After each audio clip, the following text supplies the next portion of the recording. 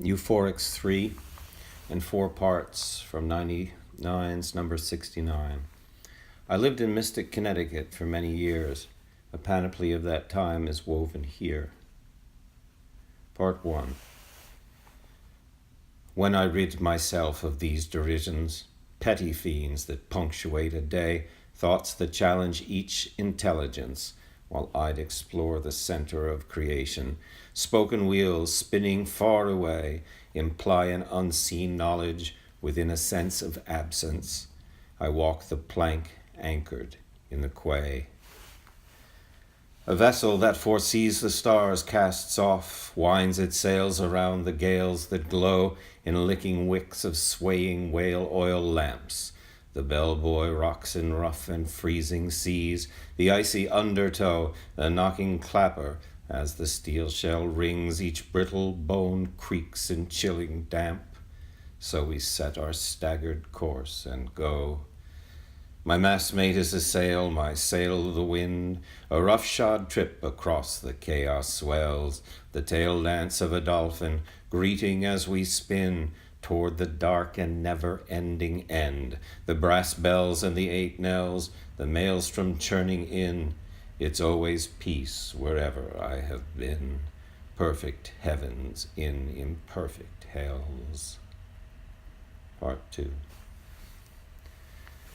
I hear the triflings harp the haters hate, and wonder if in hearing them I am not different, but equally consumed in things I might correct, some baseness of debate, some anger at a system, clamor-filled and doomed. Yet that thought augments the imperfect and becomes a self-fulfilling schism. Tantamount to indifference, I could not ignore the power of pretense in the grander sense, corrupted by the vanities, by power and its pomp, irritants that underscore a fearful ignorance, despots on their knees, who gleeful anarchies will boot and stomp, pitchforks in the heart of arrogance.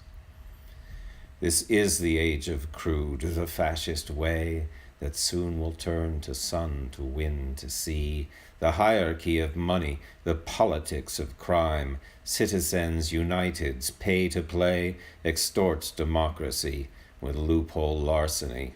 All the aggravation of the time corrupts and twists the tongue of history. Part 3.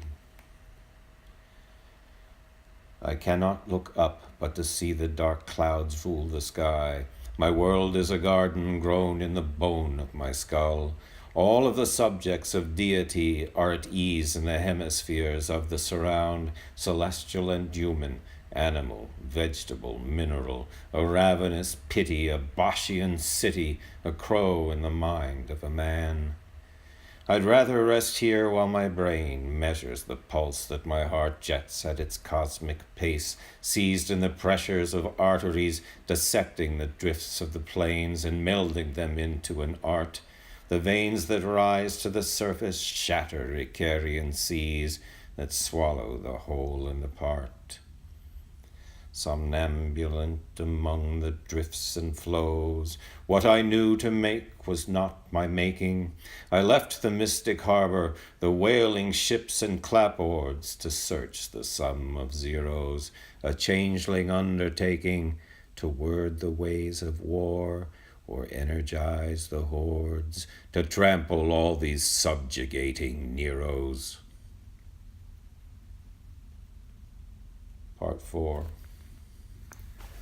Aboard the tall ship, waiting for the sail, shackles gnaw the ankles, chafe the wrists, the impious harpoon, the death head angled, hurled from rum-rocked hands, to pierce the great white whale, to melt in blubber vats that spat and hissed, whilst the slave chains jangled o'er star-spangled putrefying lands, the cold dark wind shaking like God's fist.